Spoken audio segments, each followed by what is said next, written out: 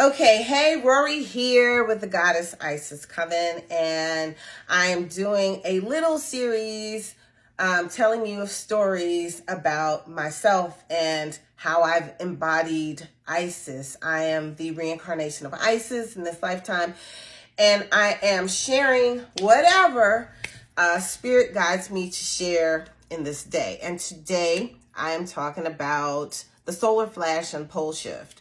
So in the last segment, I was just sharing with you about the pole shifting activities and how Christopher Thomas did this map of 1 through 10 and how we are getting towards the last phases of this map.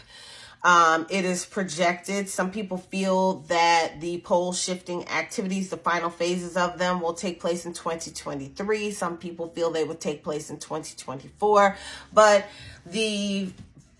it's not fixed on the timeline. So the activities are not fixed, meaning that you cannot really fully predict when they're going to happen until certain events become set in this timeline.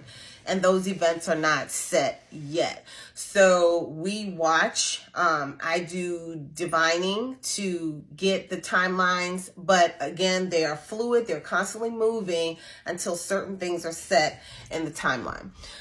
So, one of the things that, and I'm going to talk about the solar flash, but one of the things that we have done is prepared. You know how people call themselves preppers? Well, I'm not like a super prepper. Like I don't have a bug out bag and all that. And the reason I don't is because I've already been told what the timeline will look like. So I know that I will have time to get out of here, because I do live in a danger zone. I do live in an area that is not safe during the pole shifting activities. And what I mean by pole shifting activities is that when the mud floods come, or the water comes, or the moving land comes, where I reside is not going to be safe.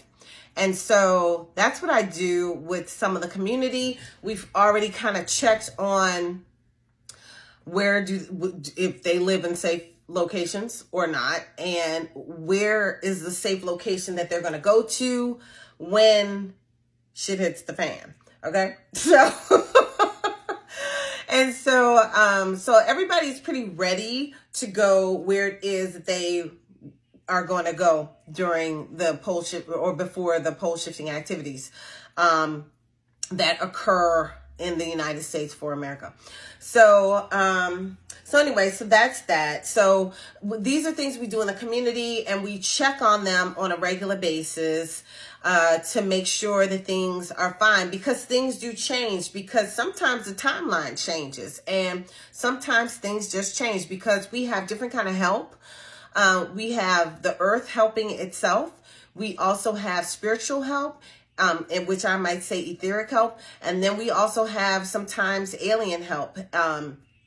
And so different things. And then we have opposing forces, because you've got these beings, you know, some people call them the cabal, whatever. So you have some beings that just want to wipe the planet out and start all over with their experiment with humanity. So there's that. So, and I know this could sound like a wild story to those of you who don't know, but this is a wild story, but unfortunately it's a true story. All right. So now prepping, I would suggest that you just know exactly where you're going to go to safety. And you would want to go to higher ground, and you would want to go to a place that's not going to have major quakes, or you may not want to go near a nuclear plant, because if something explodes there during, or it could seep into water systems or whatever. So you may not want to go near nuclear plants. If you're going, you may want to go in higher grounds, like maybe along the Appalachian Mountains or something like that. You want to go somewhere that is away from water. They say at least, I think it's 100 miles away from water. So if you live right on water, then that might not be the best place to be. But I'm not trying to put you in fear, because you just would need to be in action. When you get the word that it is time to go, then go.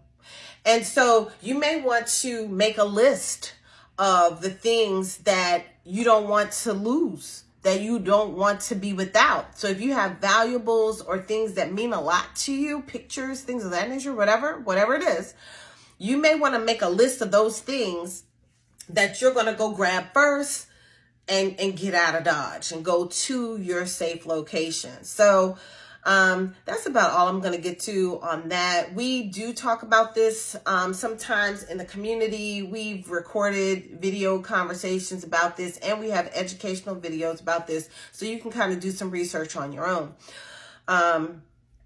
So now the solar flash. Now the solar flash comes after the pole shifting activities.